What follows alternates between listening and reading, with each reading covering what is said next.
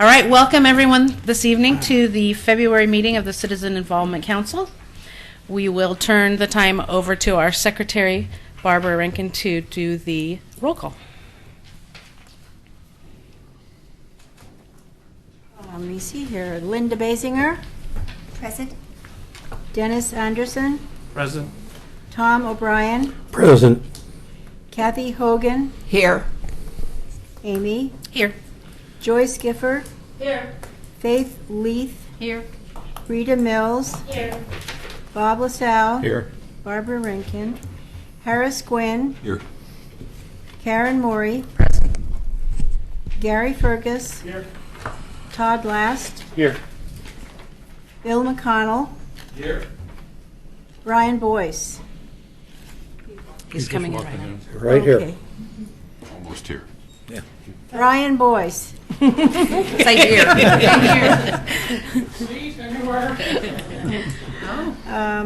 And we have two new members, Mike Mitchell. And Jesse Buss. We want to welcome those new members, especially Mike, coming from Caulfield. We have missed Caulfield. Welcome. I'm going to switch the agenda around just a little bit. We're going to do the approval of the minutes first to just get that out of the way. So, are there any comments or corrections from the December minutes?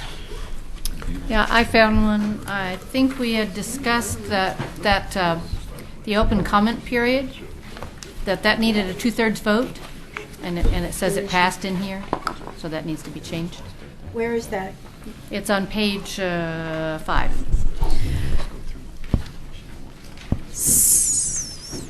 So that would actually be that she's correcting it for the record in this meeting, not correcting it for the minutes of last meeting. Right. Because the minutes of last meeting should reflect what actually took place at that meeting, and we said that it passed and it did not. So we're stating that for the record now. Okay. Does that make sense? So, Thank you, yeah. Katie, for clarifying what I said. Okay, any other comments on the minutes? I'd accept a motion to approve. So moved. Joyce? Kathy? Okay, and I'll do roll call here. So we'll start with Karen. Aye. Okay. Barbara. Yes. Bob. Yes. Harris. Aye. Amy. Yes. Tom. Yes. Todd. Yes. Kathy. Yes. Dennis. Yes. Linda. Yes. Faith. Yes. Joyce. Yes. Rita. Yes. Jesse. Abstain. Okay. Brian. Yes. And over here I have Gary. Yes. Mike. Abstain. Okay. And then I have Bill. Yes. All right. I think She's good. that's All it. the names. Did I get yours? Okay, we're good. So 2 abstentions. Okay.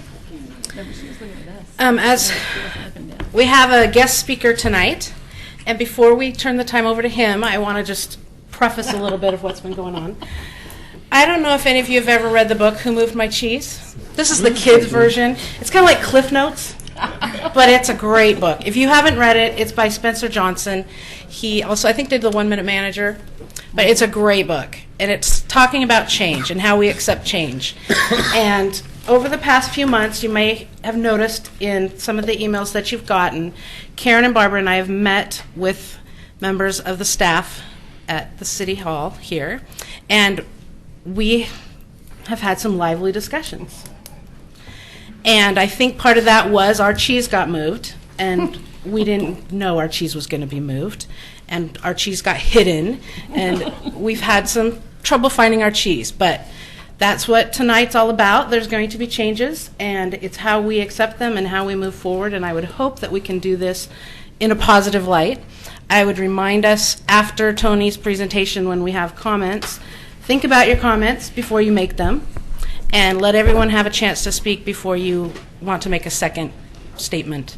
That way it gives everyone a chance to speak.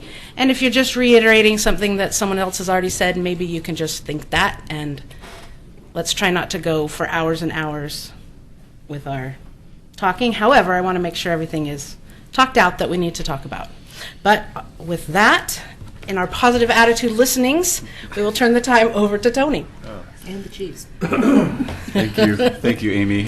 So for those of you who don't know, my name's Tony Conkle. I'm the Community Development Director here in Oregon City. I do want to thank Amy and Karen and Barbara. They did come in and meet with Mayor Holliday, the city manager, David Frazier. Then we followed up with additional meetings with Laura and Katie to start having a discussion about what CIC can be, some of the direction that I've heard and been given from our city commission in those meetings, as well as during the goal setting that we just completed with the commission 2 weekends ago. And so another new person at the table is Commissioner Shaw. And maybe we'll just go ahead and introduce yourself and kind of talk a little bit. Thanks, Amy, Tony. So one of the things I volunteered to be a liaison for the CIC, and probably something you haven't had before was a commission voice here. So I volunteered to join you folks at your meetings and stuff and see if there's anything we can do on a mutual basis here, okay? And I value the neighborhood associations. I found that out as I was out campaigning, how great that was to have the opportunity to come and speak to whomever I could get to. But I also saw the value of this when the library came, and I'm on the library building committee, and I know we went out, and I know that the architect and various other people went out into the neighborhood associations and went face to face and got into the neighborhoods, and I thought that was a really good use of everybody's time to get everybody acquainted with that project and go right out in the community with it. So I saw the value of that, and so I volunteered to assist wherever I can here with you guys. Okay. Great. So hopefully you had a chance to read the memo I put together and sent out with the packet dated January 30th, talking a little bit about, what was the original intent of the CIC when it was created back in 1977 and 78, as well as how does that implement and align with Goal 1 of the state land use planning, which is public participation. As many of you are aware, and in our meetings with Amy and Karen and Barbara, I think that the first thing I want to say is that on about 90% of the things, I think we're in agreement. I think that the mission, the goals of the CIC and utilizing those neighborhood associations are exactly aligned with what the city wants. And so, but how can we invest in that and expand on it? We have an amazing group of volunteers here who spend hours of time representing their neighborhood association. So how can we improve on that? And that's really the goal that we're looking for here is, can we bring some of the expertise from the planning department, which is where this all originally started, was how do we inform and get people included in the land use process, make them have them the ability to understand what's going on, why it's going on, and have them participating at the right points in that process to make sure that their voices are heard. And I think that over time, like many things, I think the CIC has changed direction, it's expanded, it's contracted, it was gone for a while, it's back. And so now it is trying to determine, can we set the direction a little bit tighter? And this is, the CIC is how the city meets its Goal 1 public participation requirement for getting people involved. And we need to invest back in that and maybe refocus that a little bit. I know there's some concerns about what are we going to do, what aren't we going to do? And that's why we're here, is to have those talks. But like I said, I think in our discussions of kind of that next level up, right? How can we increase the amount of people who participate? Are there tools that we can be giving you? Are there other things we should be doing that would make it easier for you to get more people involved? I think in the end, one of the greatest measures we could have is, can we double the amount of people who come to each of your neighborhood association meetings? I mean, is that a realistic goal? Is that a milestone that we should set? So it's having that little bit more elevated conversation of, here are tools that you can use to get more people involved. Here are things that we can do to get more people involved. We should have a public participation plan that the CIC creates and helps implement. We don't have one right now. We have one from years and years ago that hasn't been revisited. and really focusing on that higher level, and then let the neighborhood associations do what they need to do in terms of reviewing land use applications that are in their neighborhood. And so hopefully elevating the CIC to a little bit higher and not get mired down in a 3-lot partition out on Partlow Road for the whole CIC. I don't know that it's really their purview. It's the neighborhood associations. The CIC is there to make sure that the city has a robust public participation process. And then what can we bring as professionals to help understand that? I applaud Denise McGriff. She's one of our planning commissioner members, and she's taken it on herself to do some land use training. We can supplement that. We can help with that. We have attorneys that we can have come in to talk about that process. And I think one of the concerns that I've heard is, well, what do you mean just land use? And we had this conversation as well of trying to figure out what is the purview of the CIC? What should it be involved with? What are the appropriate things to bring here? And it's the CERT, it's neighborhood watch, it is dealing with public participation, not only for land use. There's public participation for the library, potentially for the new police station. Those larger civic actions that are being taken by the city commission. I think the CIC is the completely appropriate place to bring that. The grievances were originally in there, and we'll certainly talk about that as well in terms of neighborhood associations and any of those issues that they have. But with that being said, one of the other things, as the new mayor came in and we had those discussions during the goal setting, it was really trying to take, and I appreciate all the work that went into the bylaws. A lot of work went in there, a lot of thought went in there, a lot of what has been learned through processes that you've had to deal with. But for example, CIC is not codified. Planning Commission is codified in Chapter 2 of the Oregon City Municipal Code. Historic Review Board is. Transportation Advisory Committee is. And so what we'd like to do is start standardizing that. So we'd like to work within those bylaws, take out what's appropriate, codify that, so that it's clear. The commission has reviewed it. The CIC understands what their role and responsibility is, and we don't have to go through this bylaw exercise every time we want to make a change or there's different direction or whatever happens. And so that would be one of the first goals that we have is how can we codify this, get it in the municipal code, give it the right enumerations, powers, and have that as kind of the starting point for this process. One thing we did also try to do as we are beginning this process. So, some of you were here. There were accusations against staff as to favoritism in their role here at the CIC. That was investigated by the city manager, and those findings were released. There was no justification, no grounds for that. But it did lead to a desire to pull staff and resources from this committee based on that. This was the second staff member who, quite honestly, didn't want to continue to work for this committee because of the way they were treated, the accusations that were made against them. And so there was a very close to having those resources taken away. I volunteered myself and my staff to be a part of this committee and to try to run this committee and help it with returning not only to the original goal, but then having that discussion, are there other things that should be included? Like I said, I think we agree on quite a bit of things. I think that having discussions about what's happening in the neighborhoods is completely appropriate. Do I think bringing things before this committee that the commission has already made a decision not to act on appropriate? I don't. I think that there are other venues where that should happen with the elected officials.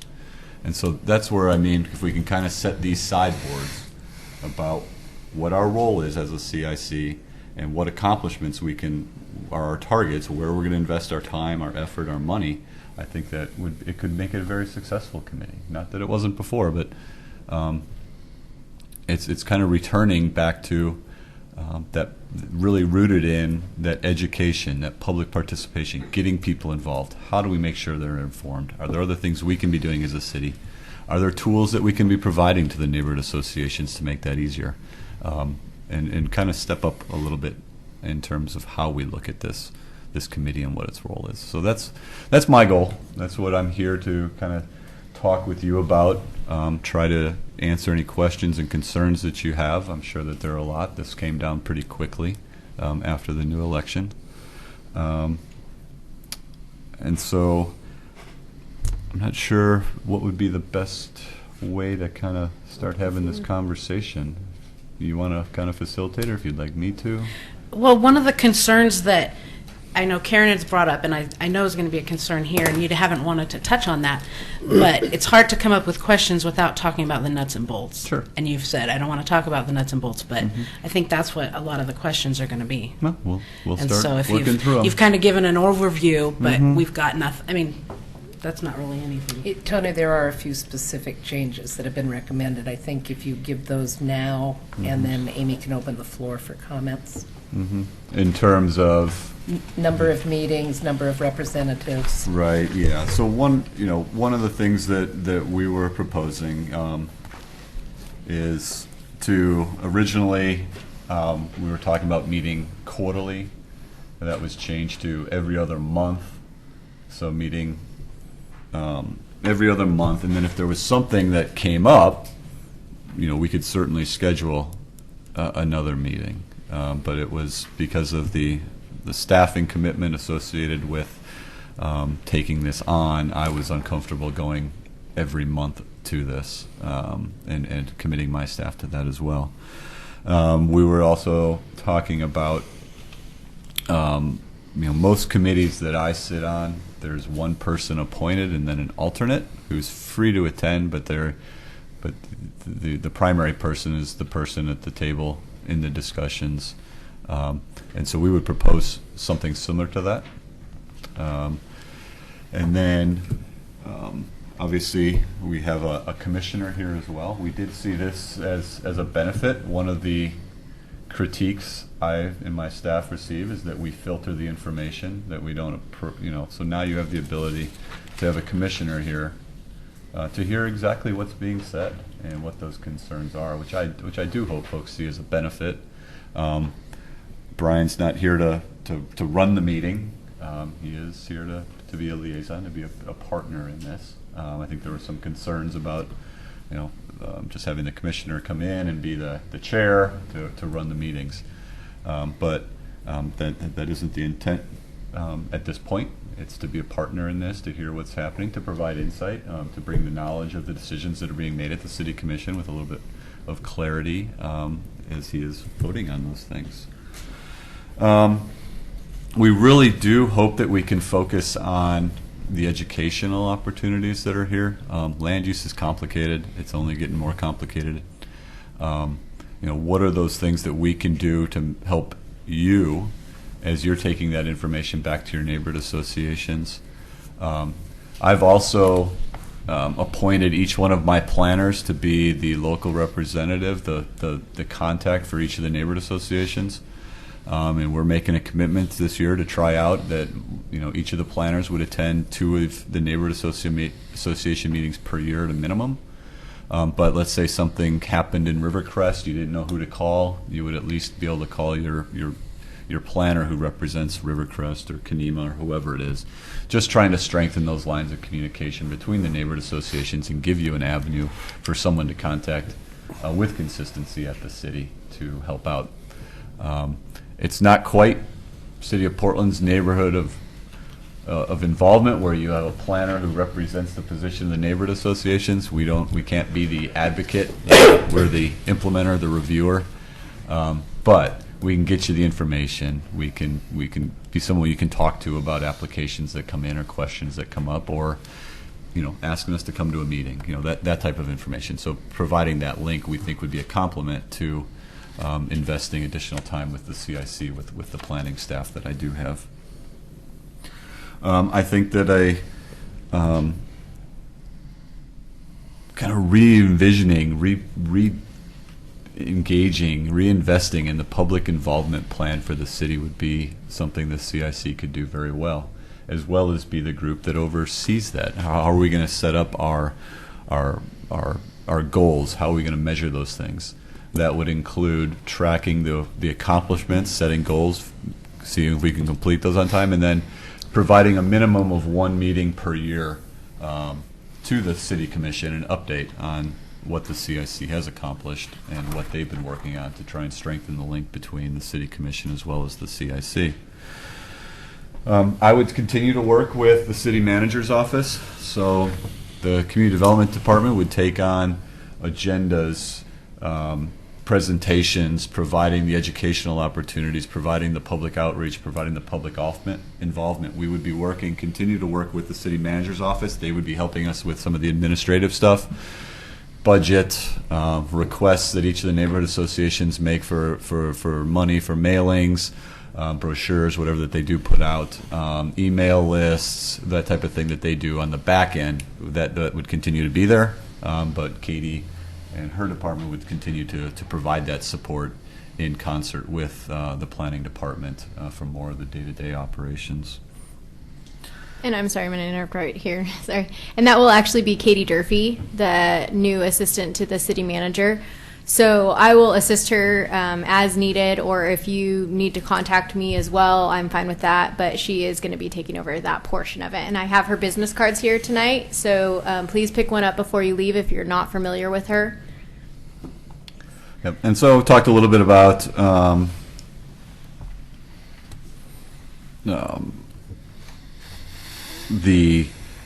the number of folks who would be represented sitting at the table. We do think that having the one with an alternate would be more efficient, more effective, more consistent with other committees that you see. And so does that get to some of the more specific questions that you were having? Like I said, I think once again, I just see this as it is a great opportunity in terms of reinvesting in the public participation aspect that we've been lacking, that you have stepped up and done on your own. And so how can we help achieve that and improve on that is really our goal and why we're here tonight, offering these services. Okay. Joe, and yeah. Questions for Tony? I raise this up to that? Yep. If you turn it on and leave, but we got you. Okay. You're good. So Tony, if I understood you correctly, the CIC helps fulfill Oregon City's statewide planning goal number 1, or the state's planning goal number 1. But you said it's not codified. So was it just adopted by resolution back in the day, the CIC? Where is it now if it's not codified? Where is it represented in the paperwork? Right. I think there was an original resolution back in 1977. We haven't gone through, but as some of those have changed, some of them have been adopted, some of them haven't. The main description of the CIC was through that original resolution, and then adoption of the Oregon City Comprehensive Plan, as well as the update that happened references the Citizen Involvement Committee and Neighborhood Association structure. Okay. Can I ask a supplemental? So, would there be any advantage to actually fulfilling statewide planning goal 1 simply by virtue of codifying it, or is that an external, making it more consistent with other boards? Codifying what? Well, you said the part of the proposal is to codify the CIC, correct? Correct. So, what's the benefit in codifying versus continuing it on as just a creature of resolution? Consistency with other committees that have been formed, and it clarifies that the CIC is an instrumentality of the city commission and it serves at their discretion, and that the commission has given them their purpose, their roles that they are to fulfill. It's also more difficult to change an ordinance. You have to go through a public process and need to be adopted by the city commission. This has kind of gotten, I think, because it's not codified. You can go to the code right now and you can look up Natural Resources Planning Commission, Historic Review Board, Transportation Advisory Committee, Library Board. It's codified. How it's run, what its roles and responsibilities are right there, right? And some of these other ones, they've kind of gotten lost, right? We keep finding these resolutions of this is our role, this is our goal, and it's cleaner to put it there. It's more official. Right. It does make it more official, yes. Kathy? Well, I just had a question until I hear more things before I make a comment. when I started with the CIC was back when Mary Palmer was helping. And I guess maybe I got the wrong impression that it was to empower the citizens of the community for land use and other issues within the community. Is that the wrong? Once again, I think that the role of the CIC has continued to change over time. I think as people came in and decided they'd like to do this or do that with it. When you look at the original intent, it's pretty clear that it's the role of the CIC as the umbrella group is to really focus on the public participation and education process as it relates to land use. Now, what does empower mean? Is being educated and informed empowerment? I would argue it is. And that's what I was wondering with the empowering with the land use. I think some people are finding they have no more power with the education than without it. Through the process, some people that have been. Well, maybe if there was an understanding of the process, I think a lot of folks get frustrated that I see, and when I see comments for, let's say, a 2-lot partition, there's not a lot, honestly, that can be done at that point through the land use process because it's deliberately set up when my staff makes a decision through me, called a Type 2 decision. It's very clear and objective.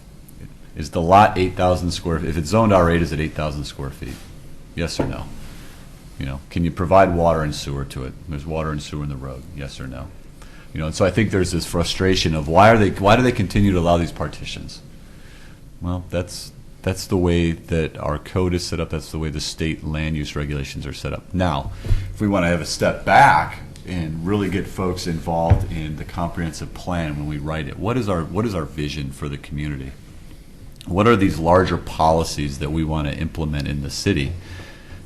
That's where you can really shape policy and code. Once it's codified, the rules are what they are.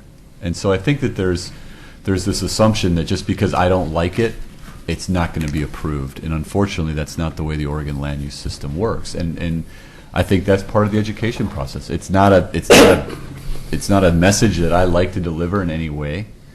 But it is what we run into of trying to explain a very complicated process to folks when they're very, very frustrated with what they're seeing and feeling that they can't change anything. And it's how do we have that discussion, and then what are the avenues to change it?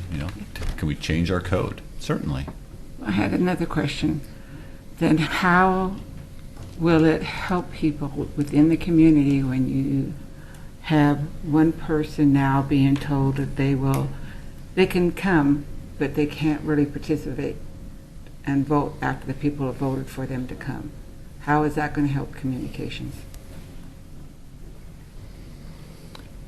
Well, I guess, when we're looking at this, it's once again focusing on how do we improve public participation at the neighborhood association level. I find it hard to believe that certain neighborhoods are going to be happy with you trying to change the system they know of having their representation downsize, in essence, because why would Tom want to come if he was not voted for? But to be somebody that could come and listen but can't vote. I mean, how many of the people that will, you got to take one person from every neighborhood, they will not be able to vote. Why were they going to participate? I think the alternate would be. Fill in. That said no vote. You said something about they wouldn't be able to vote. They could participate, but they wouldn't be able to vote. No. You're making drastic change and control away from the neighborhood.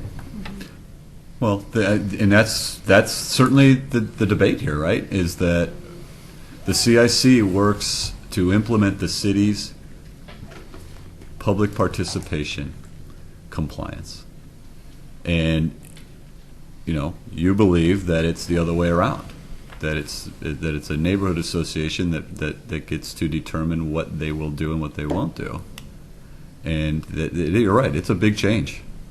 This is using the CIC as its original intention of working with the city to implement public participation in education. Brian, can you grab the microphone?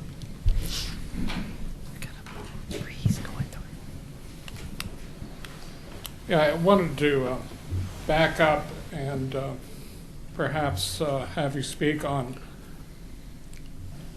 how we got to where we are now. I understand that there was some discussion at the city retreat a couple of weeks ago, but was there specific things that you felt shouldn't be done that were done by the CIC itself? Could you comment on that? I think I talked a little bit about, there was the accusation against city staff of favoritism. Yeah, that wasn't the CIC, that was individuals. And that was not even anybody that belonged to the CIC. It was brought up through the CIC, and I'm not here to debate that point, but what it did was the administration and the newly elected body had concerns about how the CIC was operating. And Amy and I have talked about this, and we've fully acknowledged that she's done a great job of changing, I think, the way these meetings have been run historically. Regardless, there was a desire for the city to get more involved. It was either have no staff and let this commission run on its own, or try to bring in and have this discussion about returning to what the original intent was and have it function in that way. So I can't speak for each of the elected officials and their Tony, and let's their be clear, decision. though. This didn't come from the elected officials. This came from the city manager. And then in turn, with the newly elected officers, they took it on. But when we were called into the office, it was through the city manager. So let's clarify that. Let's not blame the new officials for something that was already in place. But there was agreement. Oh, I'm not saying there wasn't. I'm just saying, let's call it what it, let's make sure we clarify that it started before that, because I don't want them to think, mayor came in and wanted to change. It was already in place. And believe me, I have the same arguments. And it's not going to get resolved. It's just, this is the way it's going to be.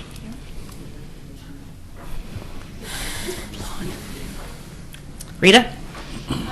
Microphone. This is a stab, sorry, I have such a loud voice. Yeah, they can't get it in there, though.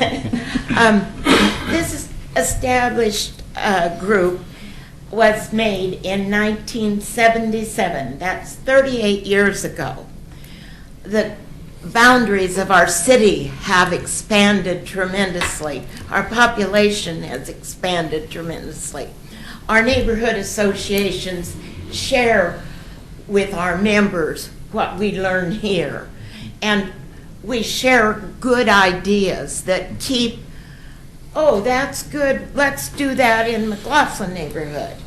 And I feel that the value of having us be able to go back to our organization and explain to them what happened. And they had the community development directors speak to their group. That's something our steering committee would like to recommend. And our steering committee makes some decisions, and then we share them. We also find the value in knowing what's going on with caring people. Our community is an historic community. We want to preserve it. We work together to keep the interest of people up, and the changes that were actually made in the library plans because of input. And there's more to this city than building on a lot somewhere or bringing in another area. We need to be all-inclusive in caring about our city. I agree. Tom? Tony, excuse me, you mentioned the comprehensive plan. The current comprehensive plan was developed and sent to LCDC in June of 2004. It is very specific about the role that the CIC is to play in terms of satisfying Title I. Is it time that you're going to put in to update and review the comprehensive plan so that the LCDC knows that you're making these changes? We'll have to have that discussion when we amend Chapter 2 of the code that creates the CIC, of how we would process that, if that would go through DLCD or not. Would think that the CIC, that the folks in Salem would have a strong interest in whether or not you are following your comprehensive plan. And if you're making changes to that plan without informing them, I suspect that they may have concerns. Well, we'll look into it.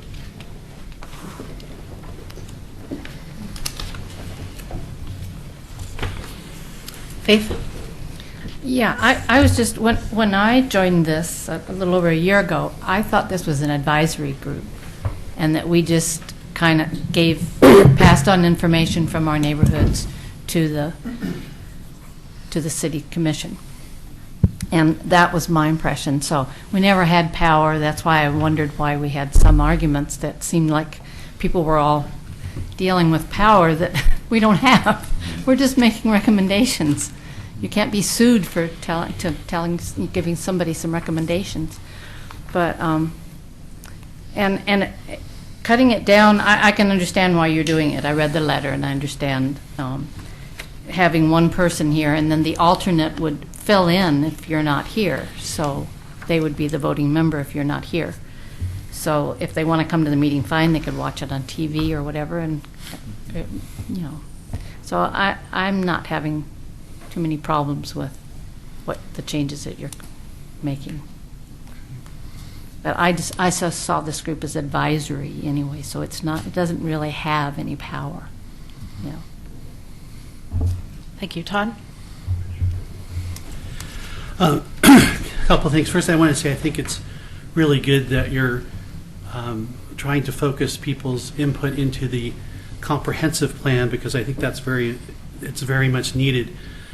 The discussions I've had with the people in my neighborhood is generally that they feel that the city has a plan for the way the neighborhood should be, and they like to listen to Metro and hear how Metro would like the city to be, but nobody's talking to the people and hearing what the people want. So I think that leads into the people getting upset about smaller partitions because they see that happening in their neighborhood. So I think moving that discussion and helping people do it at the comprehensive level would be good. My concern is, in talking about, I agree we need to increase participation within neighborhoods. I'll have to tell you, the number one thing I hear when I talk to people say, why didn't you come to meetings, why didn't you go to a thing, is something along the lines of, you know, the city doesn't listen to me, they're going to do what they want anyway. And even though you have the visioning meetings and stuff, there's never an impression from them of, what did my input do to change that plan, you know? And so from what I'm hearing from the changes you're making, it sounds like you're wanting to have less input and have the members of the group just essentially disseminate information to the neighborhoods. And I think with that change, I think that can only make participation less, not more. Mm-hmm. So I hope you keep that in mind. Thank you. Thank you. Linda? What was the cost involved in the city for the investigation that they did of time and money? Do you know what the dollar amount was for that? Katie? I could try and find it. Yeah, David told us $10,000 at our meeting with him. Are you kidding me? That's what we were told. I don't know. So I wasn't involved with the investigation. That was before Tony came in. I was Pre-Tony's. I volunteered to be the staff contact rather than not have staff anymore for the CIC. And who are the, Can you pull your mic up? who are the planning reps going to be for every neighborhood? Is that written out someplace that we know who they are, invite them to our meetings? It is, and your planner should have already contacted you. I have a list. I can email it to you, or we can send it out to all the CRC tonight or tomorrow morning. Yours will be Christina. Yeah. Okay, Gary. I have a concern. We've got the letter, and it has the little outline there of all of the changes. Is the conversation we have tonight going to have any bearing on that whatsoever? That's the Or goal. are these decisions done? I mean, are we going to be, Like- are we going to have a meeting every other month? From my experience in meetings, if it's not something consistent, then you lose participation. And monthly seems to be very, a good fix, or not a fix, but a good mix for having a meeting every month. Everybody gets, in tune to it. And I was concerned, like with Todd, if we cut down to one person, then you lose. I would think you would lose, not gain, in participation with one of the goals was to have more people involved.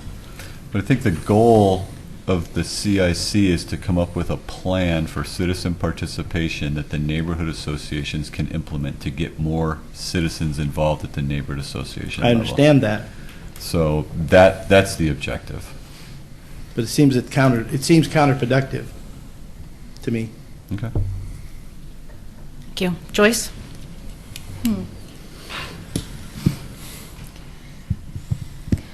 I just want to say that I think doing this is actually going back to what the original intent of the CIC was, of trying to get the neighborhood participation.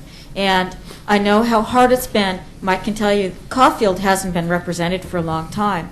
And one of the things is, we asked them to send 2 representatives, and only one person could come, and they felt kind of lonely and they stopped coming too. So I hope you don't stop coming. But when it comes to having the number a representative and an alternate, the alternate is certainly welcome to come to the meetings. And I would hope that the representative, when it would come time to vote on something important, that there would be a few moments that those 2 representatives from the same neighborhood could confer together and talk about what would be best for our neighborhood and make a single voice vote. There have been times when I sit here and watch representatives from the same neighborhood vote opposite ways and cancel each other's vote out. And that just didn't make any sense to me. Because that becomes their neighborhood's not being represented at all at that point. But having a chance to confer, if the alternate's there in the room, for a moment just before the vote, would make a whole lot of sense. So it's not taking power away. I think it's actually increasing the power, the single say for the neighborhoods. And going back to the meetings, I think you get this, if you can get a group that understands what's going on a little better, you don't necessarily, like on the first Monday of a month that we're not meeting, those people, if they want to get together and talk about something, meet at the local eating establishment somewhere and talk about things like our neighborhood association does. Our steering committee meeting, we meet on the months that we're not having our quarterly neighborhood meetings, and we meet at a local restaurant and we talk about small land use issues that have come up, discuss whether we need to get the entire neighborhood involved, how we're going to be doing things, the condition of the roads, the sewer pipes in the neighborhoods. Those are all important things that we need to understand enough so that when we go to our general meetings, we can tell the other people that come what is actually happening in the neighborhood. Why are they tearing up that road again when they just fixed it? That's the question we always get, right? Say down Claremont. Okay. Yeah. And so when Claremont's in our neighborhood, we get those questions.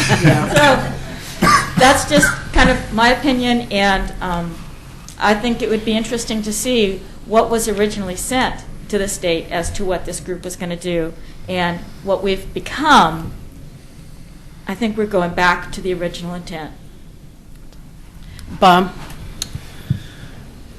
I'm reading from the Oregon City website in regard to values of the CIC, and it states we value open, honest communications, diversity, mutual trust, and respect and accountability. And I think in this case, honest communications has failed. You have made decisions without even consulting the CIC about our future, and that didn't indicate good communications to me. Also, from the Oregon City Comprehensive Plan, LCDC statewide planning goal, land use, and it also mentions and other livability issues, so it's not just land use issues. You mentioned reviewing the bylaws. Who will do that? Have you decided yet who will review the bylaws? You know, you mentioned changes. Mm-hmm. Staff would probably take the first edit at trying to take those bylaws and put them into something that can be codified. You wouldn't be looking for advice or consultation from CIC members? And we said that in here, that we look forward to working with the CIC on trying to determine what the appropriate language should be. We had to set something up. Someone had to start somewhere. Right. So that's what we did. Well, when you get into reviewing the bylaws, how is that going to be approached? We're going to take the bylaws and try to codify them consistent with our other Planning Commission, Historic Review Board. We're not reinventing the wheel here. But my question is, you mentioned we. Who is we? Is it the staff, or will there be input from the CIC? We would bring it back to the CIC to look at and review. Okay. Now, you said earlier you're proposing the following: meeting every other month and one rep per neighborhood association. Mm-hmm. Is that truly a proposal, or is it an edict? Has it been decided finally? Well, it was the recommendation that I'm putting forward, and so we can talk about it. We've heard concerns about, 1 week or once a month versus every other month and the consistency, so we can talk about it.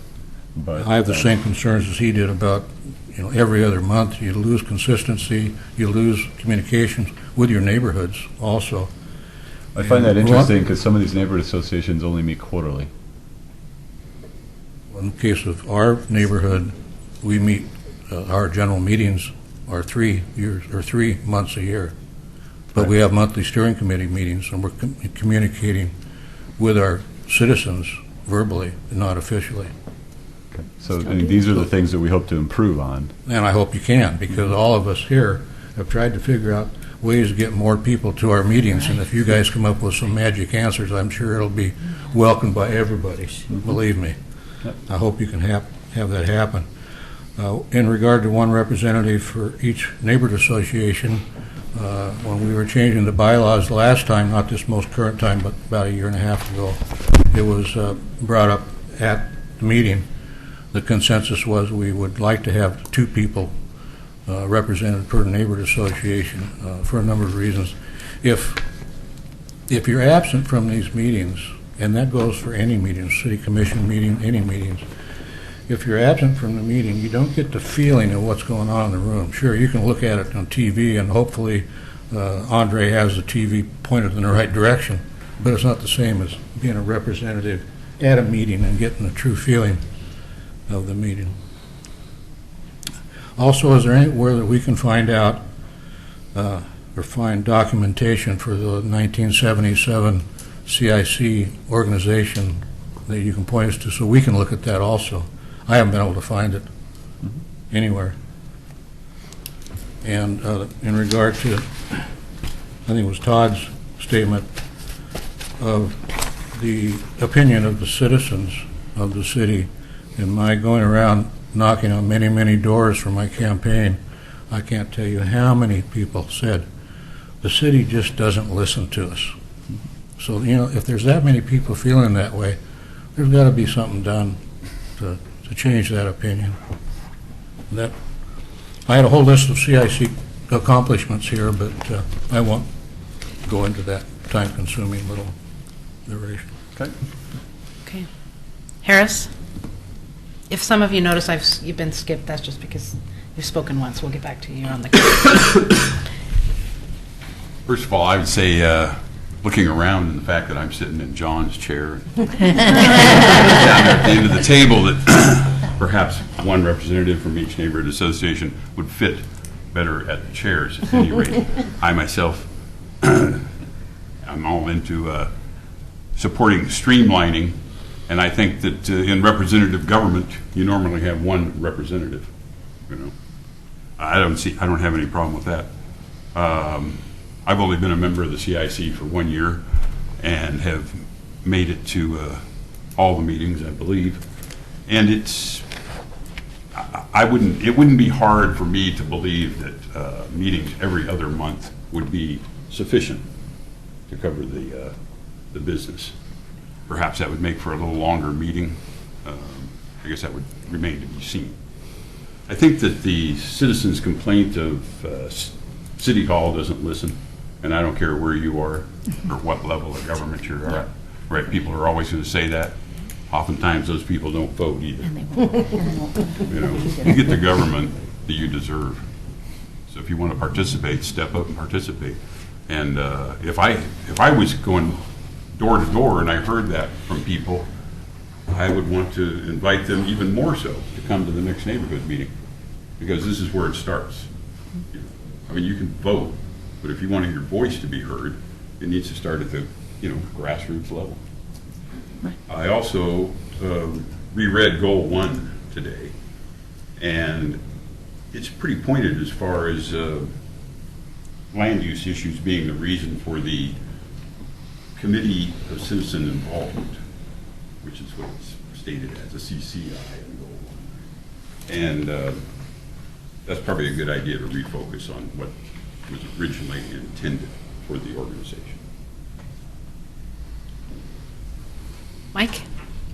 A couple of things. I agree with what Joyce said. I think, getting back to the two people or one, I think the role of the alternate is extremely important. But, and I don't, I've witnessed a few meetings of this group over the years, but just in general, a group this size is going to have a pretty difficult time dealing with issues that really are a legal requirement. I think it's too many people. So I would agree with the idea of one representative who speaks for the neighborhood association and a very strong alternate.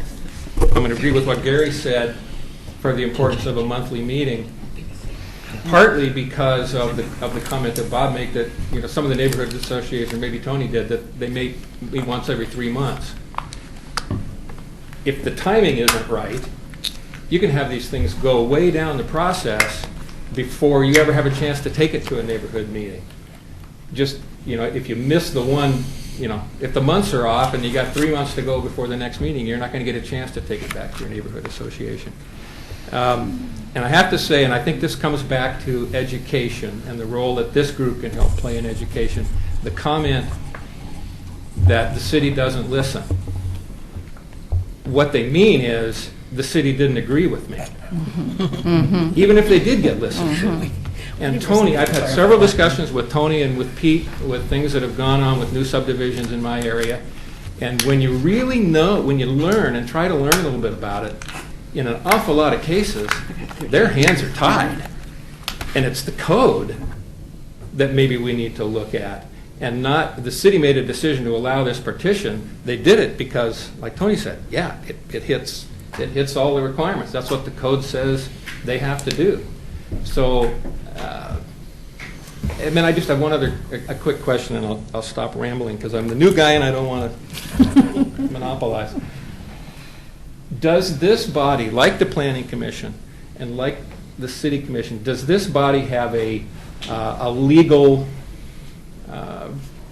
representation or decision that it renders on land use decisions, or is it advisory according to Goal 1? It has no legal, it's not a quasi-judicial hearing body. It is not that. It does not issue binding land use decisions. Thought so. Just want to make sure. Okay. Thank you. Okay, Tom? Yes, I'm not going to direct this at Tony or the staff because it seems like they weren't involved with what I would like to know. Evidently, there was a meeting held with you and Karen and Barbara with the city manager's office, and that all that's happening is happening as a result of that meeting? At that meeting, no, not as a result. At that meeting, we were informed that because of the litigation and the threat of litigation and the accusations that were made, that the CIC wouldn't be staffed by the city manager's office. No one would want to step up.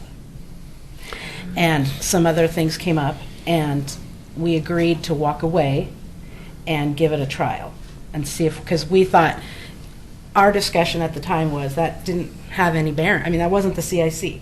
So when we left the meeting... That's what I'm wondering. How was the CIC involved in something that some citizens came to the city about? Yeah, I understand. And I can't answer that. The answer that was given is that because of those issues, staff didn't really want to be involved with the CIC for fear that they would have that happen to them. Because some of the allegations were made against them. If I'm serving on Planning Commission, and I, as an individual citizen, come and decide I want to sue the city of Oregon City on some matter, is the Planning Commission, therefore, because I'm serving on that commission, responsible for my lawsuit? I don't understand the connection. Yeah, I understand.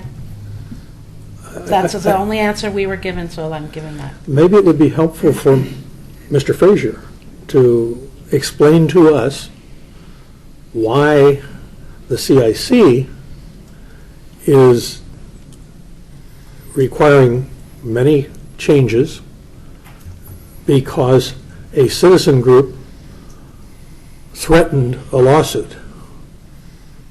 I don't understand a connection.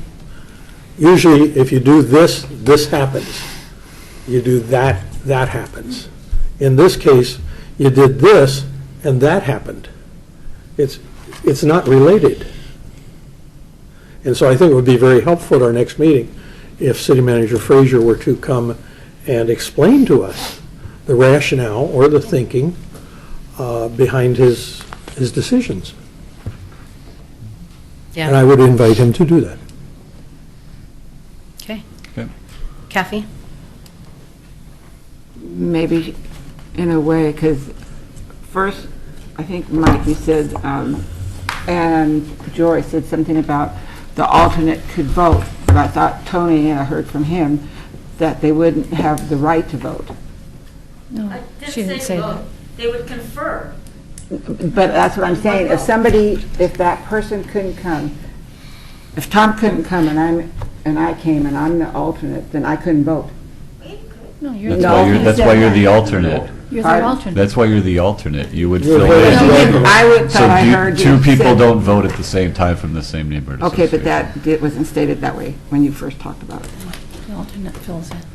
Because I'm not the only one that heard it that way. I think there was a couple of other people. Okay, maybe we should just table it all, because unless the city is definitely going to take over the CIC, then I see no point of even having the CIC, because they're trying to take it over and change our bylaws. And Bob and the guys worked hard on this, and we worked hard as a group to get our bylaws the way we felt they would, help us do this here, CIC. But if they're going to change it to their satisfaction and control, I don't see why even having it, or why we can't have it all by ourselves and run it ourselves. Okay. And you just send us the emails and we can discuss the stuff that we need to take to our neighborhood. Okay. Dennis? Yeah, being caught up in the issue at hand and dovetailing on Tom, I think it's it just boils down to me. I come in like Mike as 1 year representative, and And I easily see that like it's obviously a control thing. I see like you taking back control and punishing this body for an issue that has nothing at all to do with the CIC. The services and the participation that you're echoing in terms of this education, which is a nice word, doesn't seem to apply. I mean, the idea of getting more people to participate would be a goal that we would all applaud.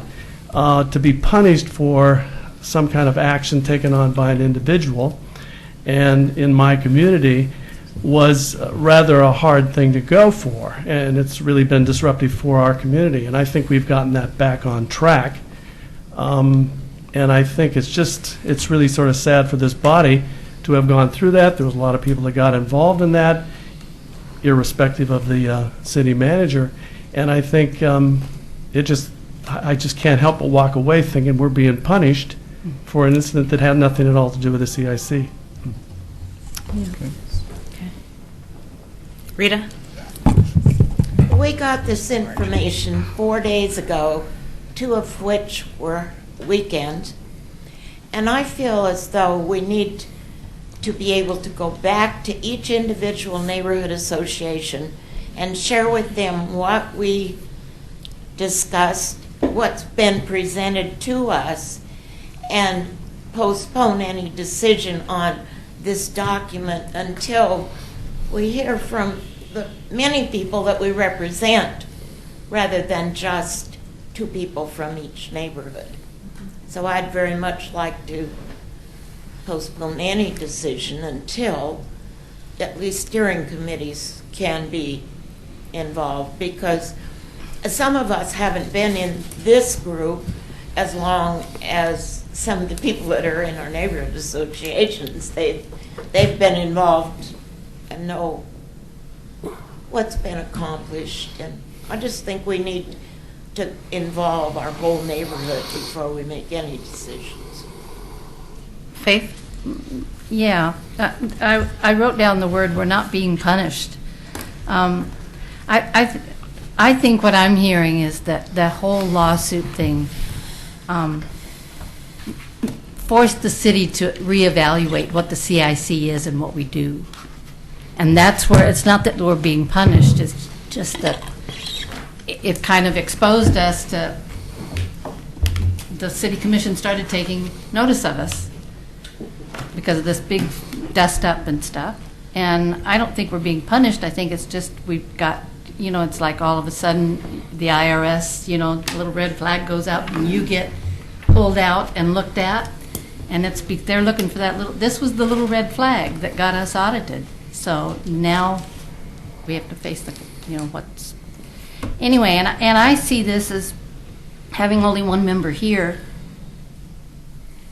I think the focus is more on the local, on the neighborhood. It sounds like they want to go back to the neighborhood. They want to double the amount of participation we have in our neighborhoods.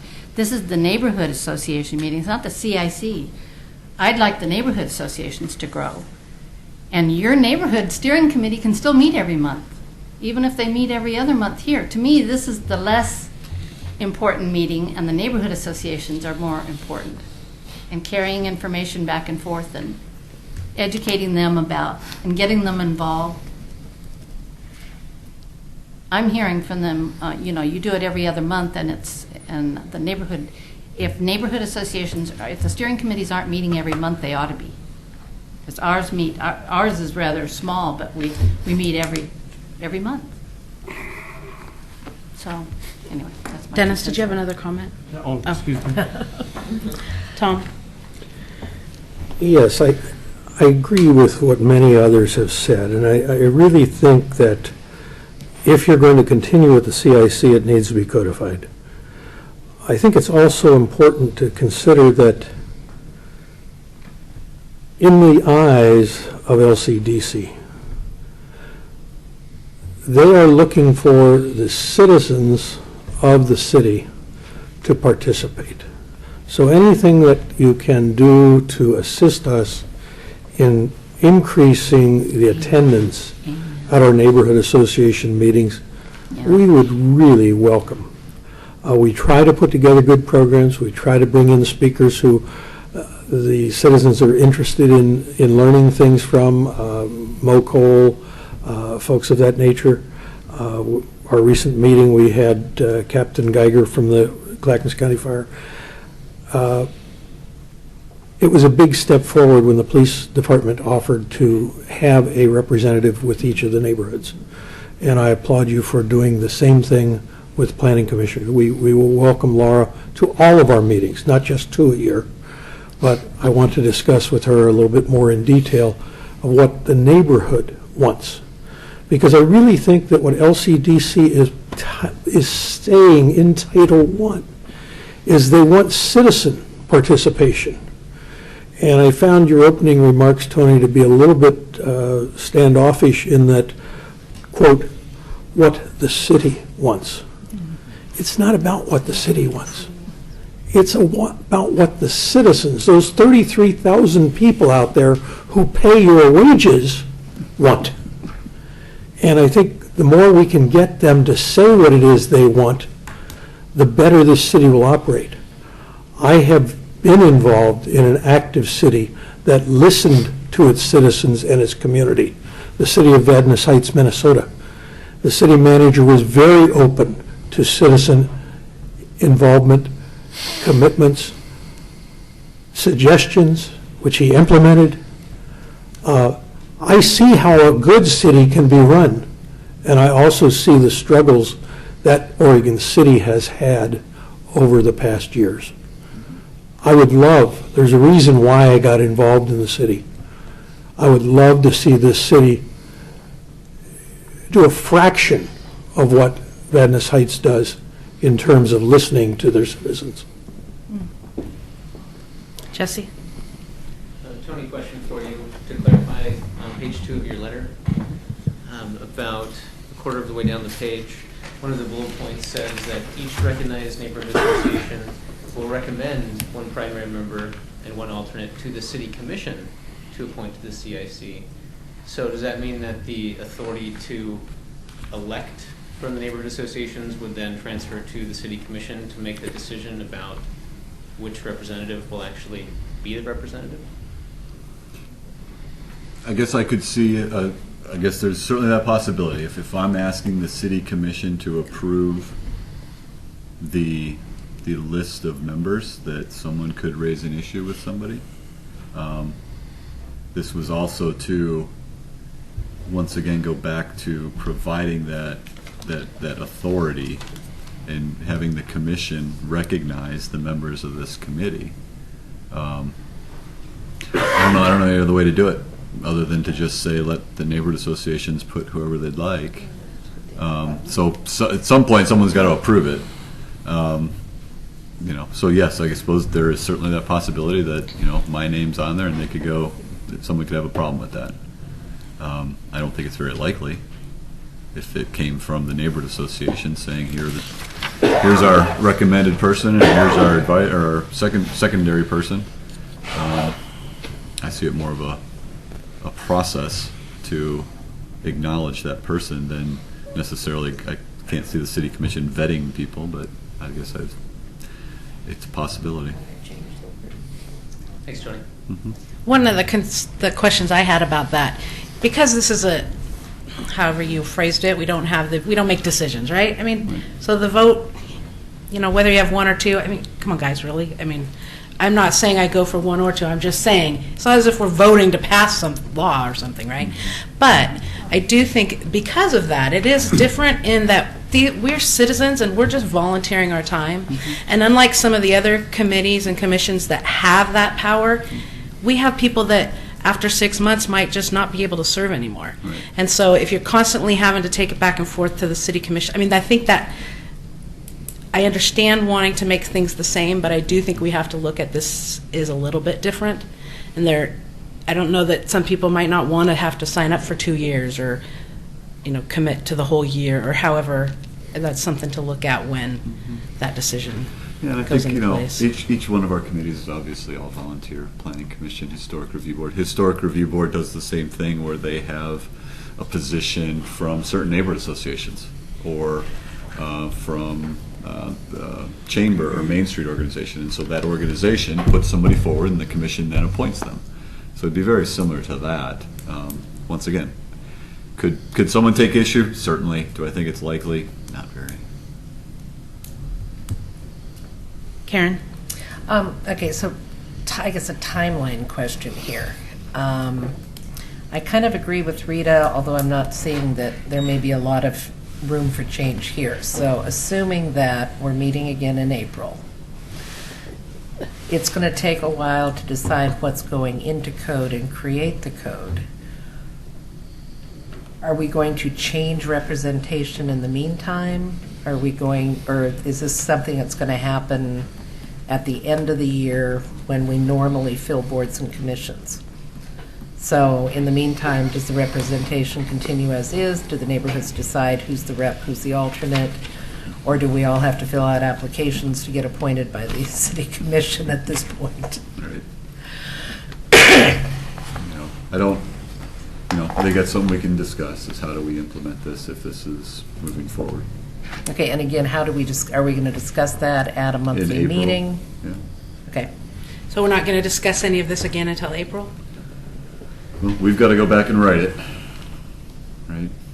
And then bring it forward so that you guys can review it, and we can have a talk about it again. Kathy? Oh, gee.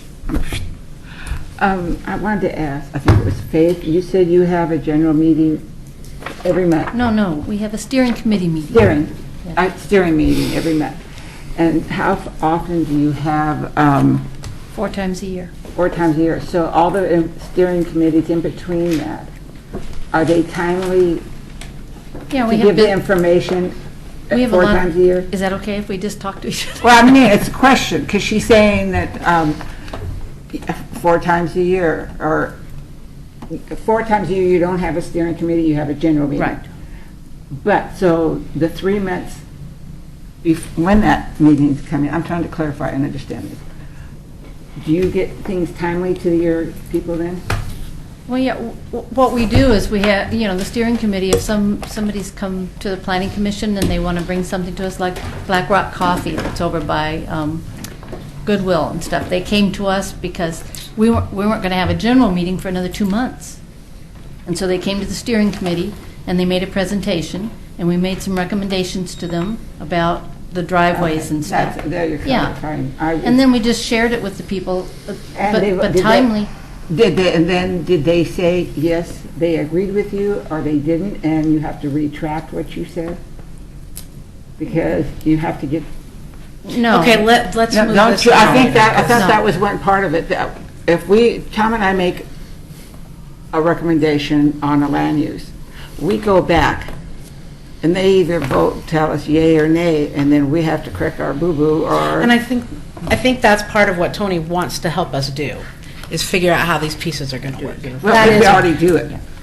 Yes, but every neighborhood does it different. Oh. And so I think that's one of the, that's part of the Codifying training it and would change to help us Well, with that. that's something we've already done. Bob? You're talking about the 1977 standards and organization, and I use caution, let's get into the present age. I don't think any of us here drive 1977 cars. We wouldn't expect our schools to be operated in 1977 standards. Our accounting procedures are a lot different than 1977, and your planning issues are a lot different than 1977. So let's not get stuck on 1977 organization, the CIC. Let's move it into the present day circumstances.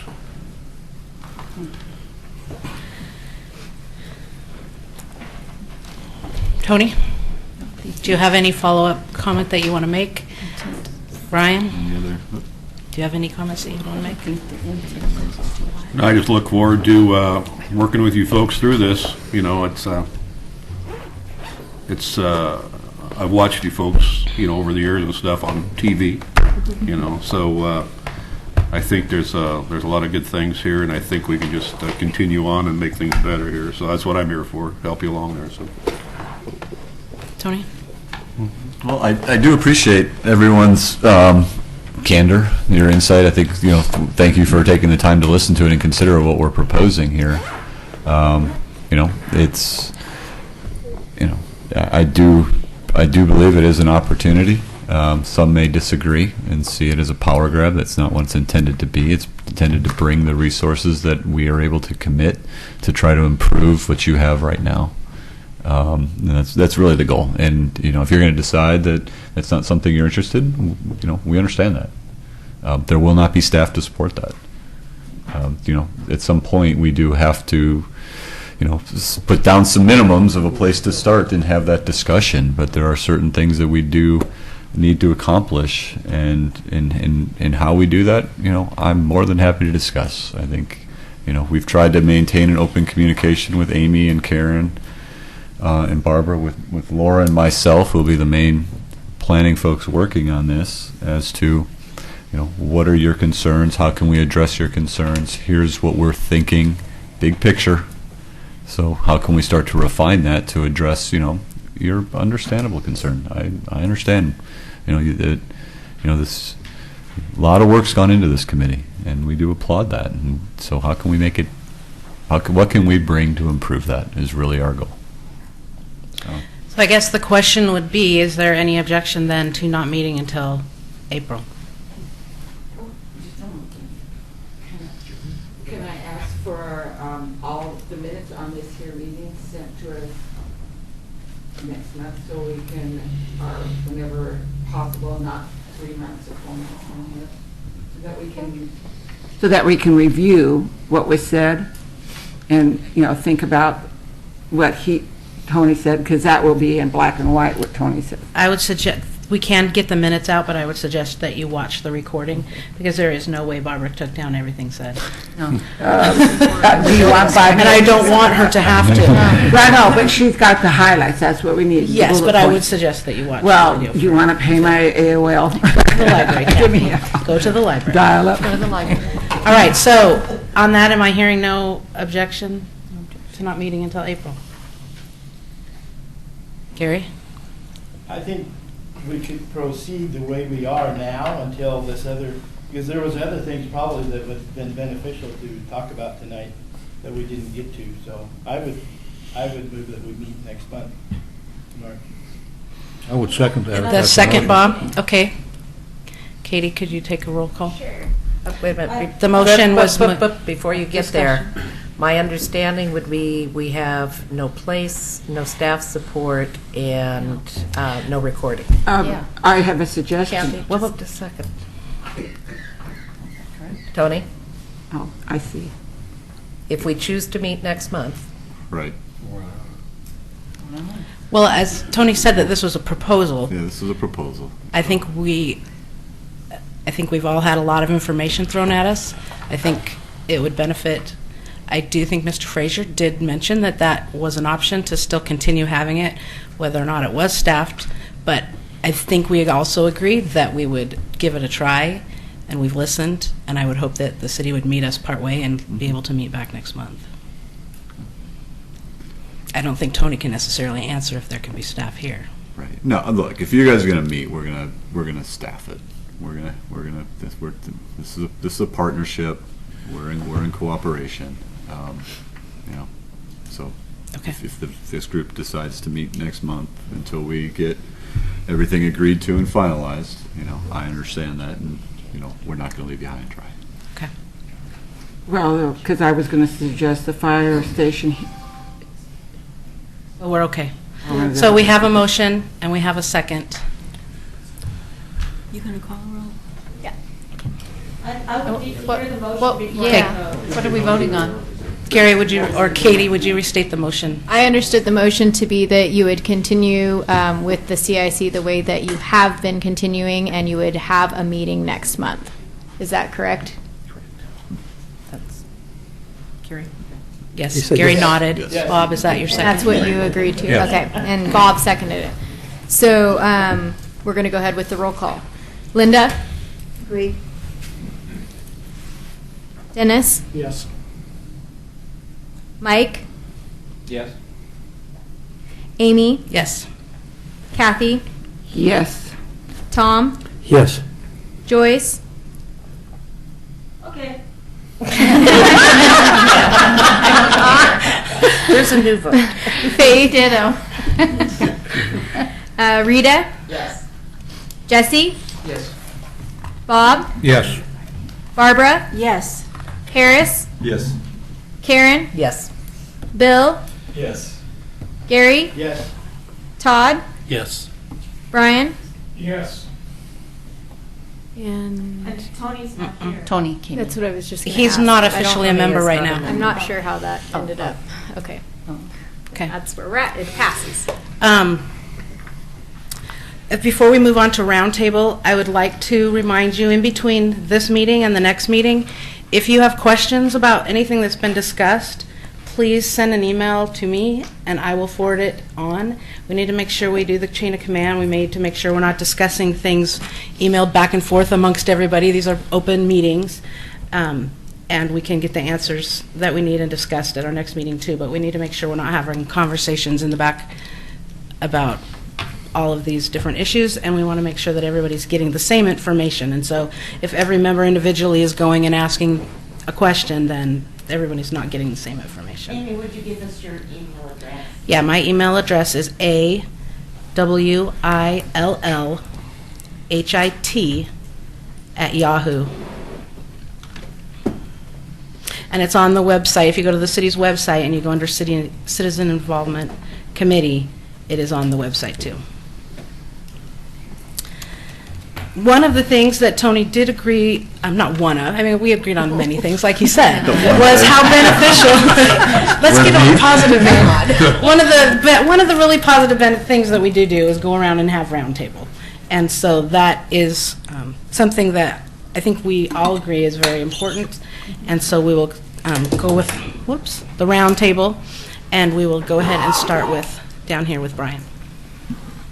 So you'll pass him the microphone. Yeah, please use the mic. Thank you. Okay, we just had our meeting in late January, about 10 days ago, so it was sparsely attended, partially due to our low population density as far as actual residents. And we reviewed active developments. We didn't have any new land use applications to deal with, but we did talk about ones that have been passed but not acted on. And there's actually several of those right now. So, and we just reminded everybody that something's going to happen one of these days because they got a permit. So, okay, thank you. Great, Jesse. I think as the new guy in the neighborhood association, I'll defer to Rita on this one. Okay. We are always sharing our concerns, and right now we're concerned about traffic in our neighborhood because you can't get anywhere in Oregon City without going through our neighborhood. And we're talking about urging our police department to do a little bit more scare tactic, if nothing else, because they just aren't slowing down at all. We have a process that's going on with the city right now regarding noise that is a problem, and with little solutions offered by the city so far. And then our next project, because the library was in our neighborhood, we were involved with that a lot, but now we're real concerned with the mill site, and wanting to make sure that anything historical is preserved and just stay on top of things. That's it. Thank you. Joyce? Hill and Dale met in January, and Officer Spencer Rohde came and spent a lot of time with us explaining what's going on in the neighborhood, not just in the neighborhood, but in the city. And I must say, for me, it feels like crime has gone down in my neighborhood, except for car prowls. Everything else has been really nice. But the police liaisons that come to these meetings, I don't know if yours is as great as ours, but really, really appreciate that. And then we also had a really lively discussion about the OC Go request and what that can be used for. If you're walking down the street and there's a broken lamp pole and there's glass all over the place, you don't have to pick it up. You just take a picture of it with Go Request. And if it's dangerous, they get somebody out there to clean it up right away and let PGE know, or whoever's in charge of replacing that lamp. And when we do those kinds of things and you see the immediate response, if there's a pothole that's really creating a problem, like there was the one in front of Wendy's for a while, and we took a picture of it and we sent it to the Go Request, and they were there the next day fixing it. So the city does listen, and that Go Request app is wonderful. Faith? We're passing the mic around. It's like passing the peace pipe for habit. Yeah, I was just going to say our steering committee is meeting. We would be meeting tomorrow night, but we're meeting next Tuesday because our land use person is going to the land use seminar or something, whatever is being discussion, whatever it is, tomorrow night. So we've put it off for a week. That's all. Linda? Kenema Neighborhood is having our February meeting. We'll be having that, and we do have a new construction is on our agenda, so we'll be talking about that as well. The steering committee met last month. When is your meeting? Can you remind us? On the 19th, and we're at Fire Station 17. And we'll probably need a bigger spot because we almost have the capacity. They have a capacity for 25, and we get that and sometimes a little more. You might speak with Bill and Tom about where they meet right next door after the meeting at that church that's right next door. Church. Might speak with them. Yeah, there's already two going on. Dennis? Pass. Kathy? I'm going to tell you about my love, and he can tell you about the meeting. Phyllis Tucker and Phil Hart did 3,660 Christmas socks. Yeah, it sounds good, but that, sorry. We did 3,660 Christmas socks for 20 Clackamas County agencies. That is up 300 from last year. So there was quite a need. We were filmed with Clackamas County Community.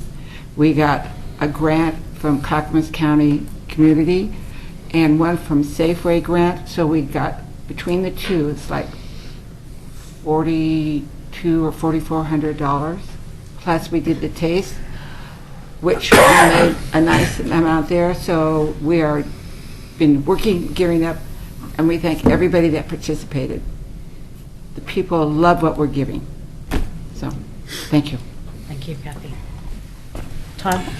Tower Vista doesn't usually have a meeting in February, but we've been asked to do a special meeting because we have Icon Development is planning on doing 2 more developments in our area.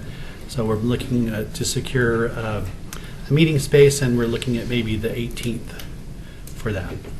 Will you let us know? Yes. Okay. Tom? Yes, Hazel Grove Wrestling Farms met in January, the third Thursday. We had a wonderful presentation, PowerPoint presentation by Captain Geiger from Clackamas County Fire District. People were really excited, got involved asking him questions after his presentation. He just did a marvelous job. Chris Wadsworth gave about a 30-minute presentation on the Oregon City Police Department and the community involvement that they're involved in, including, I wish I were in Joyce's situation where the crime rate in our neighborhood were going down, but it seems to be heading up at a steep rate. In fact, the shooting that took place over at Gaffney Lane, or near Gaffney Lane, a fellow lived up the street from me. We've had a lot of car prowls, we've had egg tossing, we've just had break-ins, people trying to get into a teenager's home when there's no one else home. So we discussed a lot of those kinds of things, but I do want to jump onto what Joyce was talking about in Oregon City Request. OC Request is an extremely responsive method of getting necessary things done. It is totally unlike the Clackamas County pothole hotline. The Clackamas County pothole hotline I called 3 weeks ago today, left a message on a recorded line telling them about a dangerous pothole at the top of South End Hill that happens to be in their jurisdiction, just outside the city's jurisdiction. And I've noticed that somebody has evidently fallen into that pothole, lost control of their vehicle, and torn out a section of guardrail. But as of this afternoon, it had still not been filled. So I personally ran over on the wrong side of the road, and I'll probably have a head-on collision there. If you learn that I'm in the hospital, you understand why. Thank you. Blame the pothole. Okay. I'm going to defer to Harris on neighborhood, but I'm going to also take advantage. Oh, I got a microphone. The museum. Thank you, Brian. The Museum of the Oregon Territory has been closed for a couple of weeks to install new exhibits. And for those of you interested in the history of the mill site, one of the new exhibits we're opening is on the Jacobs Oregon City Woolen Mill. So if you want to learn more about wool production in Oregon City, we are reopening this Saturday, the 7th, at 10:30 a.m., and we will be open Wednesday through Saturday, 10:30 to 4:30 from now on. Also, the Stevens Crawford Heritage House is reopening this Thursday. They're actually showing off heritage toys that belong to members of the family. And the funniest sounding exhibit you ever heard, but it's really interesting to look at, thermoses. It is really interesting how thermoses actually changed through time, and they've got an incredible collection of thermoses on display. I know that's weird, but that would fascinate me. Okay. I love taking manufacturing tours and seeing all that. The Gaffney Lane neighborhood met, and we had quite the lively discussion as we had Brandon Paxton there and our neighborhood liaison and Chris Wadsworth, and they helped steer we had quite a showing, but they kept it lively, that's for sure. One of the things that was asked for at my neighborhood, and I had asked also, is an update on the budget, if that could get emailed out, because we're heading into the end of our budget and we have some money. On that note, I've been traveling to a few of the neighborhood associations, and I will continue to, and I hope that Barbara and Karen, we're trying to work it out to come to. I would encourage all of us to attend different neighborhood associations. I think that helps. One of the things that I noticed, and you might look at your budget and see where you stand, but sometimes when people come for the first time, they know what building to go to or what address, but they don't know then where to go. And the night that I went to Hazel Grove and South End, they meet on opposite sides of the building. And there was one sign taped to a chair. The other sign disappeared. Later, it appeared on a bulletin board around the corner. So one thing you might look at in your budgets, and then I know one time when I went to Caulfield's, I didn't know where on that campus the meeting was, and it's dark and it's kind of hard to find. So one thing you might think about is signage at the place where your meeting is, maybe a pole with a sign. And if enough of us, I know we need to go through the city to make sure we do all that right, however that works to spend the money, but that is something I would suggest, because if you think about, and even mine, we have it, the place where we have it, when you first walk in that door for the very first time, that someone might turn around and leave rather than wander the halls. So that's something to think about, is signage, not just to get them to them, but once they get there, where do we go from there? We did have a great, it reminded me when you're talking about traffic, we have 2 streets that were of major concerns, and I've got commitments from people that are going to go with me to the TAC so that we can put the proposals there, because that's using the resources that we have, and that's the right way to go so that we can get something done. And I, too, put something on OC request that I thought was a hazard, and it has been cleaned up. It was on somebody's property right along the edge of the street where the kids go. So all kinds of things can go on there and get great. Barbara? I'm going to pass to Bob. I'm busy writing. The Park Place Neighborhood Association has 7 very active members on their steering committee, and unfortunately Tom Guile has to be excused from some of our meetings when we're talking about land use issues, since he's a planning commissioner, so he sometimes misses part of our meetings. We're meeting on February 23rd at the old Park Place School, and they actually made signs for us to have in the hallways of the school so people could find our meetings very easily. At our next meeting, we're going to have our new police representative there. We'll have Pete from the planning department, and we'll have a representative from the fire department, so we've got all kinds of government people joining us at that meeting. And if you're ever down by River Road and Forsyth, which is one of the official entrances to our Park Place neighborhood, take a look at the landscaping where our sign is, because it's absolutely beautiful now. Jerry Herman and his youth group we all arranged for a grant to get that done. And it used to be just a bunch of weeds. Now it looks terrible, and it looks wonderful. So thanks to Jerry Herman. That's all I have. Harris? Rivercrest Neighborhood Association Steering Committee will meet on the 19th of February. This certainly will be foremost on our meeting then, and that's what I'll discuss with them. And we haven't accomplished anything else.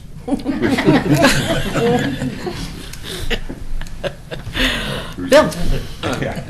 Unless Laura or Katie want to chime in something. It's round table. The South End Neighborhood Association had our last meeting in January on the third Thursday, and we had a wonderful presentation from the CERT education team who talked to us, and that was followed up by a quite the lively report from our parks chairperson. And we talked quite a bit about the progress or lack thereof in Chapin Park and what is and isn't happening. And we look forward to receiving our next report, because I know the Parks Committee actually did meet with the Parks Director here a week or so ago. So I'll let Gary tell you more about how that went. So thank you. Mike? Thanks. Caulfield Neighborhood met 2 weeks ago. We heard a presentation from Dan Fowler and his partner concerning their proposal for development on the corner of 213 and Beaver Creek Road. We also heard a presentation from the school district about their plans for the new bus barn. Ongoing issue, probably the biggest thing that, and it's been going on for quite a while, it relates to parking and traffic in the area of the high school. And additional concern now that that's where the school district is planning to put the bus barn. So that's something that's going to stay on our agenda. The group also decided to send a letter opposing a couple of aspects of the developer's plan for the 180 apartments directly across Beaver Creek Road from the high school. In particular, opposing the idea of parallel parking on Beaver Creek Road for obvious reasons, but that is in one of their proposals. And the other thing having to do with how they are proposing to connect to the city sewer system. So I think that's it. Got some going-ons down there. Yeah, lots going on. Gary? Yeah, we did have a meeting with the parks, and it was very good. We accomplished a lot, I think, and some of their plans and some of our concerns, and we came up with a good compromise and conversation. And we also have adopted South End Road down the hill, as we adopted it to clean up. John Williams used to do that, but he asked us if we'd take it on, and we did that on the 17th of January. We learned a lot that first trip, and if you remember that day, it rained probably harder that day than it has all year. So Bill and Brandon and I and Bill's daughter and my wife were involved, and we got totally soaking wet. I mean, you couldn't got any wetter if you'd have fallen in the river. We were warm, thanks. Yeah, we were warm though. But we found hubcaps. We found vodka bottles, like almost 24 of them. if you drive down South End Road and you see that little cement barrier along the rocks there, or guardrail, whatever they call it, most of them were thrown behind there. And I don't know. It was kind of like they left someplace and they drank it dry and threw it out the window because they were all right in that one area along the hillside.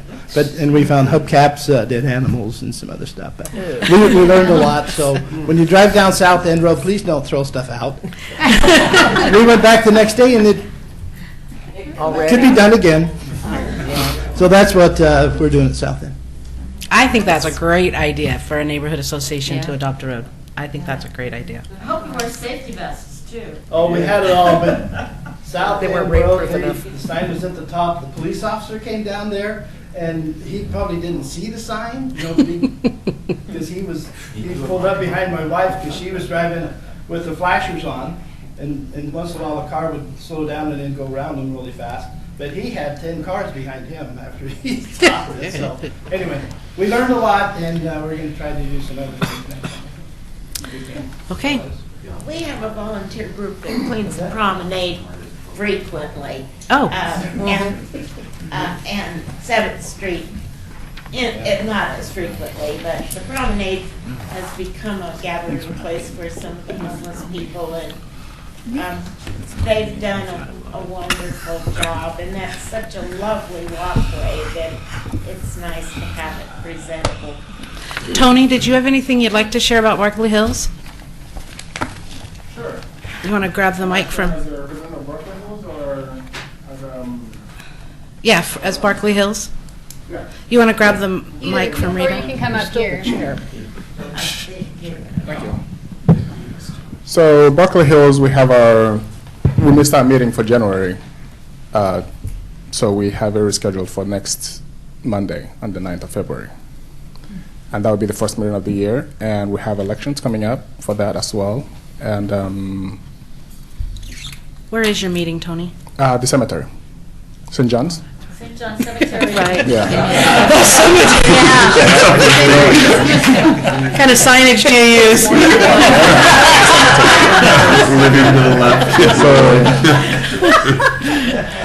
And that will be next Monday. So we have Brandon from the fire department and Chief Band coming to address us. So yeah. Wonderful. So it should be fun. The big thing though is the elections for the officers, yes, because it's a one-man show as it is right now. So it's just me and nobody else. So hopefully we'll get some stuff going. We feel your pain. With that, we will adjourn. Denise, So if I address the group, if you just I'll grab a mic. really quickly want to. I just wanted to say that I appreciate the fact of your discussion tonight, and we have a steering committee meeting coming up at the end of the week, and we will be talking about what it is that you have discussed tonight at our McLaughlin neighborhood meeting. We appreciate the fact that you guys have taken your time and you're spending thoughtful discussion on a lot of issues that are important to everybody here in the community, and I think it's important that you guys are here. The main thing that I think is important, I don't always come to see you because we get good reports back from our people, so I feel that we're covering all of our bases, but I just want to encourage everybody to have a frank discussion about your issues, make sure that your neighborhood associations know what's going on, and participate. And Laura, would you mind telling people, rather than emailing, who's representing who? Because I haven't been contacted by anybody. Christina. Would you like a list right now? Sure. You do it really fast. Everybody knows what neighborhood they're in. All right, so we've already emailed it to you while we were sitting here, but I will read it to you. So Barkley Hills will be Pete Walter. Kenema will be Christina Robertson Gardner. Caulfield will be Kelly Moosberger. Gaffney Lane will be Kelly Moosberger. Hazel Grove Westing Farm will be me. Hillendale will be myself. McLaughlin, Christina Robertson Gardner. Park Place Neighborhood Association is Pete Walter. River Crest is Christina Robertson Gardner. South End, Kelly Moosberger. Tower Vista is myself. Two Rivers is Pete Walter. And so we emailed everything out. We used contact information from the Oregon City website. And meeting places, we want to make sure that the dates of the meetings are right, that contact information is right for Barkley Hills. Now that I know where your meeting is, I could tell you that it's wrong.